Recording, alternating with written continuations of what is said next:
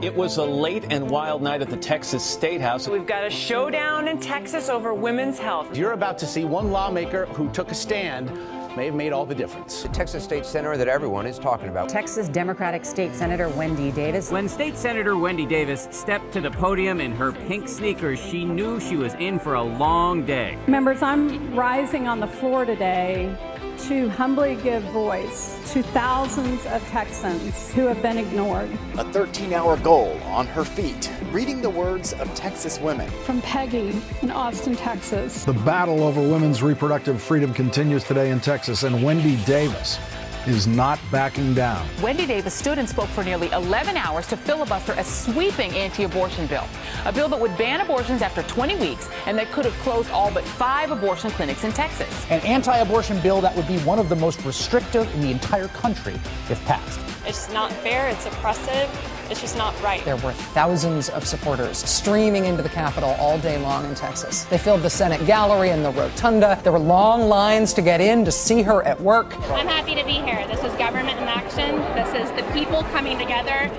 The line wraps around the first floor twice and up the stairs to get into the gallery. I'm an eternal optimist. I believe in people. I believe in the power of democracy, and I'm going to fight with every fiber I have to keep it from passing. She would continue to speak until just under the 11-hour mark. Republicans interrupted Davis's filibuster, saying her discussion about ultrasounds was off topic on a bill about restricting abortion rights. And another strike after a colleague offered Davis a back brace. You see it being put on there 7 hours into the filibuster. Republican Lieutenant Governor David Dewhurst ruled Davis violated the Senate's 3-strike rule, a decision that was not well received by supporters. Hundreds of her supporters protested, shouting her name.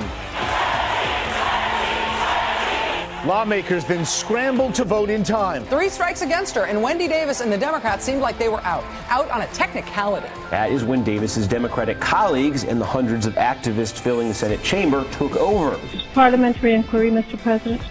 Senator Davis has not leaned on her desk.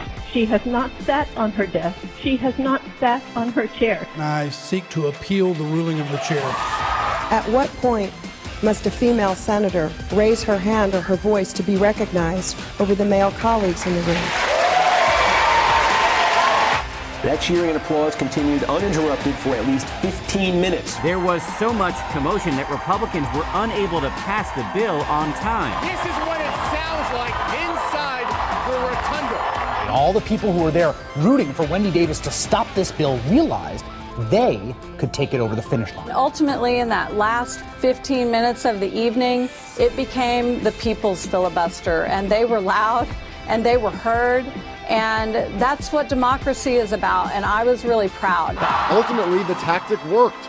These screams delayed the vote until after midnight, meaning the bill was passed too late. President, what time is session in? President, midnight. The Lieutenant Governor has agreed that SB 5 is dead.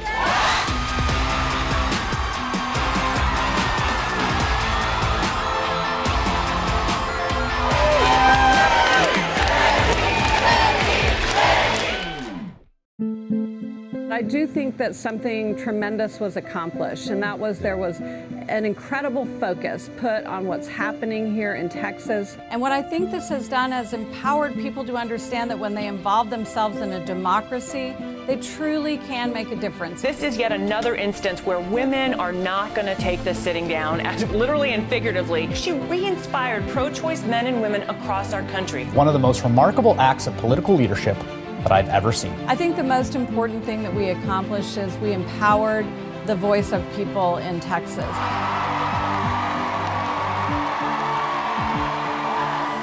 Today, I am proud to announce my candidacy to be the 48th governor of this great state.